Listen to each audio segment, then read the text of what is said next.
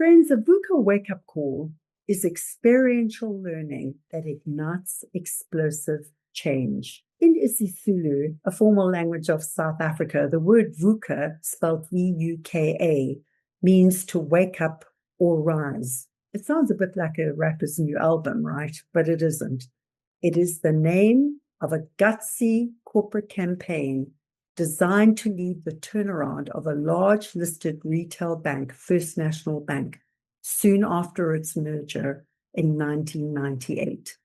A bank of 26,000 mostly disengaged employees and sliding towards a financial precipice.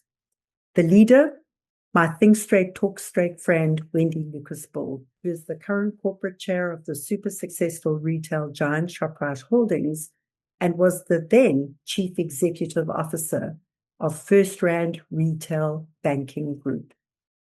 Wendy had faced her own VUKA moment during South Africa's Truth and Reconciliation Commission process between 1995 and 1998, when the raw truths about apartheid forever reshaped her leadership. The challenge facing First National Bank was dire. The bank was bleeding. Customers were leaving. Profits were rapidly declining, and staff morale was rock bottom. Instead of pulling out the classical change management textbooks and playbooks, Wendy and her leadership team understood that given the urgency, they required a radically different and innovative approach. They chose a bold, human-centered, experiential campaign that would take their people on a journey and engage their hearts before opening their minds. The VUKA campaign was designed to effect and implement an experience that would accelerate and ignite explosive and rapid change. It had 7 key steps. They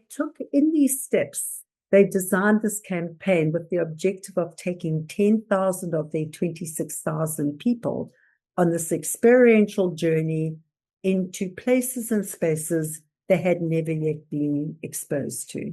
The first step was to diagnose and listen well, to understand what their employees were saying, what their customers were saying, and what their shareholders' expectations were. The second step was to put their employees, their people, front and center, to deeply understand them psychographically, demographically, and what their motivations were.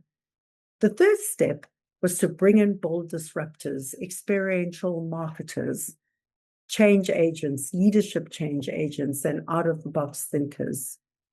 The next step was to humanize the workforce, to take 10,000 people over a 2-year period and take them on a journey so they could step into the lives and world of the majority, the predominant group of their employees who happened to be people of color who lived mostly in the townships. That journey meant that their employees would catch regular taxis to work, live in the humble homes in the townships, and eat traditional cooked food. They discarded their regular comforts. They took away their cell phones, their wallets, and their privilege, because we know that discomfort accelerates change and growth. The next step, number 6, was to empower their people with trust, to let their people know that they trusted them to do the right thing and deliver, and they did. And the 7th step was to measure what matters: the behaviors, the attitudes, and the profits. The money follows the people morale. How do we know this worked? Well, the numbers speak for themselves, but why did it work? Well, the Center for Creative Leadership Research reveals that 10% of leadership learning happens in the classroom. 20% happens through relationships, peers, mentors, and coaches. And 70% of leadership learning happens by doing. It's about tackling big challenges. It's about these VUKA wake-up calls and experiences at the University of Life. The numbers and the results speak for themselves. After a 2-year period, employee engagement soared. There was a new energized culture that took root, and profits increased by 105%, 32%, and 46% and 38% over 4 consecutive years. Significantly, another bank, Sambo Bank, which was brought in-house during the financial crisis, was saved from collapse. Friends, when time is short and the stakes are high, it is an VUKA wake-up call, experiential learning that ignites exponential change. So until next time, remember that leading boldly is about making these thoughtful, clear choices. And bold leadership is about taking bold action, just one small step at a time.